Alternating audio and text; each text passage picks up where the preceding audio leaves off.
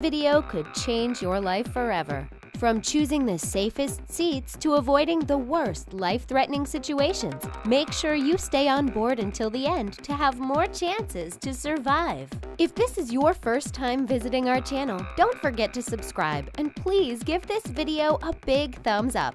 Today we are showing you 10 ways you can survive a plane crash. The risk.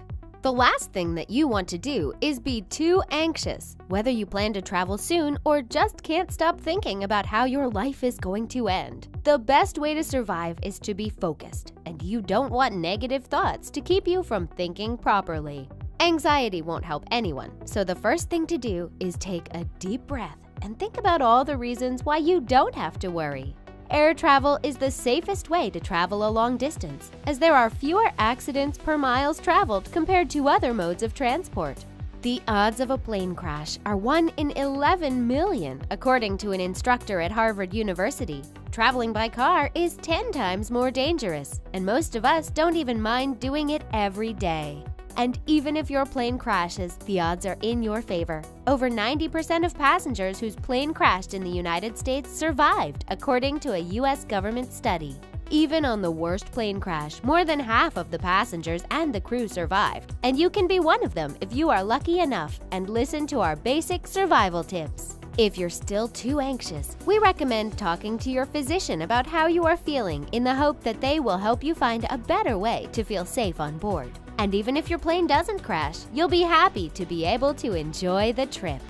The safest seats. One of the first things that you want to do if you want to survive a plane crash is to book one of the safest seats. The best place to be is at the rear of the plane. The producers of the show The Crash let a plane full of dummies crash into the desert. Those sitting in front of the plane, usually reserved for first class, were ripped off. None of them would have survived, but 78% of the other passengers would have had a chance to escape. According to Popular Mechanics, you have 69% chance to survive if you are seated at the rear of the plane, 56% if you are seated over the wings, and 49% if you are sitting at the front. Moreover, you want to be sitting close to an exit. According to a University of Greenwich study, those who sat more than 6 rows from an exit were less likely to survive. You should also avoid sitting close to the window because people would be blocking you on your way to escape. However, if there is one reason why you shouldn't book these seats, it's because that's where the anxious people are. With one chance in 11 million to crash, sometimes it's better to think only about the view or the comfort when you book your seat. If you want to watch just one more video, the Premium is the platform where you should go. Get early access to videos from The Things, The Taco, The Trendy, The Richest, and many other great channels in one place with ad-free browsing. Click this link in the description below to sign up for free to the Premium and get ready to binge-watch videos from your favorite channels. The preparation. There are also many things that you need to think about before your flight to have more chances to survive. First, you will want to dress comfortably. High heels are not even comfortable during a safe 8-hour flight, so imagine what it would be like if you have to survive a plane crash. They are not even allowed on the slide, and if you take them off, you could cut your feet on broken glass. Lace-up shoes are the best thing to wear. You also want to make sure to stay warm. It's better to bring more clothes than you need and keep your jacket on your lap when you are on the plane. The more clothes you wear, the less likely you are to suffer from serious injuries or burns. Wool is also preferable because it is less flammable and does not lose its insulating properties in water. When you are on board, make sure you read the safety card carefully and listen to the pre-flight safety speech. Then you can look at your surroundings and know where the closest exit is. Count the number of seats between you and the exit row to know where it is if you can't see anything after the crash. You'll have a lot of time to think about all these things before the plane takes off. Safety could become your new hobby. The seatbelt. The flight attendant already told you that seatbelts should be worn at all times while the seatbelt sign is on. But some internet users really had time to waste and made people believe that belts are only there to aid the identification of passengers after a plane crash. The person who said that is not your friend, because it is absolutely false. Most accidents involve turbulence when the plane drops fast and the passengers get hit on the head. Most of those who were injured or even passed away did not wear a seatbelt. Actually, you should always wear your safety belt even when the seatbelt sign is off. You never know what is going to happen, and there could be air turbulence at any time. It should also be as tight as possible to reduce the potential G-forces. Some people might think that their seatbelt will slow them down if they try to escape, but you won't even be able to know what is happening if you passed out because you hit your head. What is usually happening is that people panic and can't find the push-button release on their belts because they instinctively think that it works like safety belts in a car. In a plane, you need to unbuckle them. And if you stay calm enough to focus on that, it could save your life. The position. If you read your safety card carefully, you know that you need to brace if the plane crashes. Unfortunately, some internet conspiracists tried to make people believe that the recommended position could break your neck. They claim that airlines want you to pass away as quick and painless as possible to reduce insurance costs. Do not listen to them. Listen to the person who really knows what they are talking about, the flight attendant. You need to get your torso as low as possible. Rest your head against the seat in front and place your hands on the back of your head. Hold your legs, keep your knees together, place your feet flat on the floor, and place a hand luggage under the seat in front of you to act as a cushion. This will keep your legs from breaking as they fly towards the seat structure in front of you. You can also use a pillow to protect your head and remove any object around you that could hit you during the crash. There are a lot of things to think about, but no matter what, never forget to brace and wear your seatbelt. This is how a passenger was the only survivor of a plane crash while everyone else was sleeping. The smoke inhalation.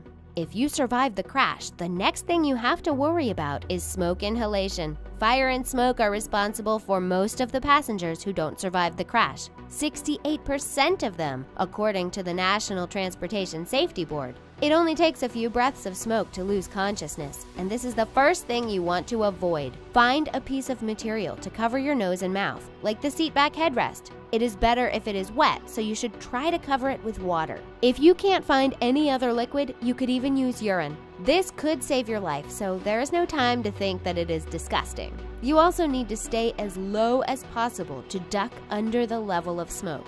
You might have heard people telling you to keep low on the floor to avoid the smoke, but it is not a good idea on the plane. You will only get hurt by people trying to escape the plane and things falling on you. So stay on your 2 feet, but keep your head down. There is no smoke without fire, so pay attention to your surroundings to know which exit is the safest. You will have less than 2 minutes to safely escape the plane, so you want to make sure that you stay calm and make all the right decisions. The water.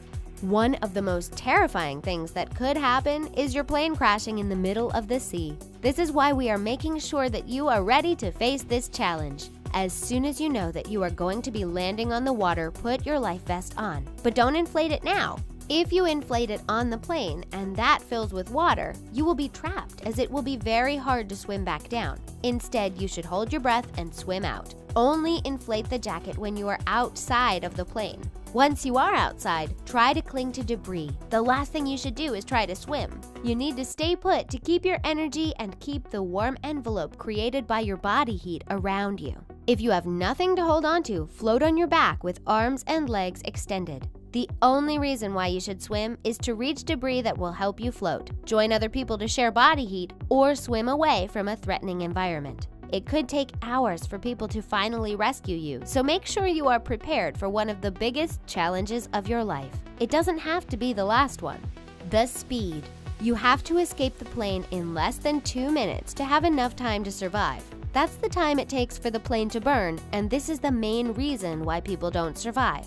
So it is not the right moment to panic and stop moving. Stay focused and think about all the things you could do to get out of there as soon as possible. Listen to the crew and follow their instructions. Flight attendants have been trained to evacuate 600 passengers in 90 seconds, and they know how to do it. They are the ones who have the power to save your life, so you should always trust them, not only for your own good, but to protect everyone. However, if they are not there to help you, you will have to act quickly. Leave everything behind. You don't have time to bring your purse or your cell phone. Anyway, you need to be able to use both hands to go through the obstacles that are going to be in your way. The only thing that you need to think about other than yourself is your kid.